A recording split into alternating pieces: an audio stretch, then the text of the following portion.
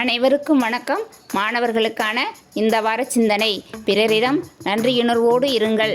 சில மனிதர்கள் நம் சமுதாயத்தில் இன்பம் வரும்போதெல்லாம் அவர்களோடு இருந்துவிட்டு துன்பம் வரும்போது அவர்களை விட்டு விலகி விடுவார்கள். உதாரணமாக, பிள்ளைகள் வளர்ச்சிக்காகவே உழைத்த பெற்றோர்களை சில பிள்ளைகள் முதியோர் இல்லத்தில் விடுவதும் உண்டு. தன் வளர்ச்சிக்கு உதவியாக இருந்தவர்களை மறந்து விடுவதும் உண்டு. இது மாதிரி நிகழ்ச்சிகள் சமுதாயத்தில் ஆங்காங்கே நடந்து கொண்டுதான் இருக்கின்றன.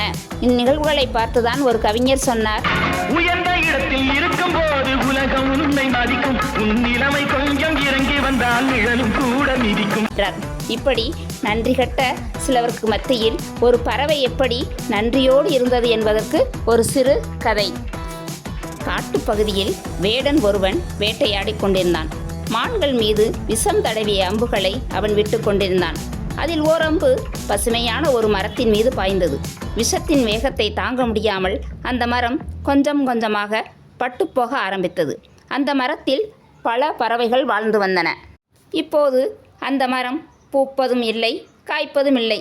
எனவே பறவைகள் எல்லாம் அந்த மரத்தை விட்டு வெளியேறத் தொடங்கின. ஆனால் கிளி மட்டும் எங்கும் போகாமல் அங்கேயே இருந்தது.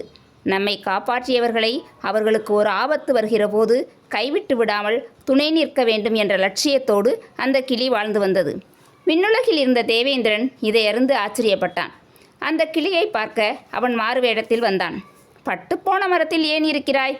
வேறு மரத்துக்கு போக வேண்டியதுதானே என்று அதற்கு ஆலோசனை சொன்னான் அவன். கிளி அதனை ஏற்றுக்கொள்ளவில்லை. இத்தனை காலமாக எனக்கு தங்குவதற்கு இடமும் உணவும் கொடுத்த மரத்தை அதற்கு துன்பம் சூழ்ந்துள்ள இந்த வேளையில் விட்டு பெறுவது சரியல்ல. நன்றாக மழை பெய்து இந்த மரம் மீண்டும் துளிர்க்கலாம். நிச்சயம் இது உயிர் பெறும் என்ற நம்பிக்கை எனக்கு இருக்கிறது. எனவே நான் இங்கிருந்து வேறு இடத்துக்கு செல்ல மாட்டேன் என்று அது உறுதியாக சொன்னது.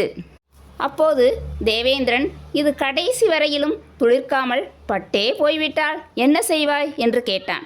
அப்படியானால் நானும் மடிந்து போவேன் என்றது கிளி. இதை கேட்டதும் தேவேந்திரன் சிலிர்த்து போனான். நான் சாதாரண ஆள் அல்ல, தேவேந்திரன்.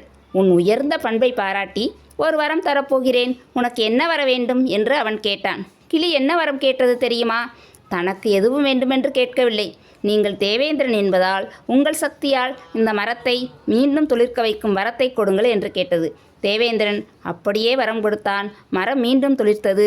கிளி மகிழ்வோடு தொடர்ந்து அங்கேயே வாழ்ந்தது. எனவே மாணவர்களே, நன்றி உணர்வோடு இருங்கள். அது எப்போதும் உங்களை வாழ வைக்கும் என்பதை உணர்ந்து செயல்படுங்கள். உங்களுக்கு இந்த நாள் மட்டுமல்ல, எந்த நாளும் இனிய நாளாக அமையும். வாழ்த்துக்கள்.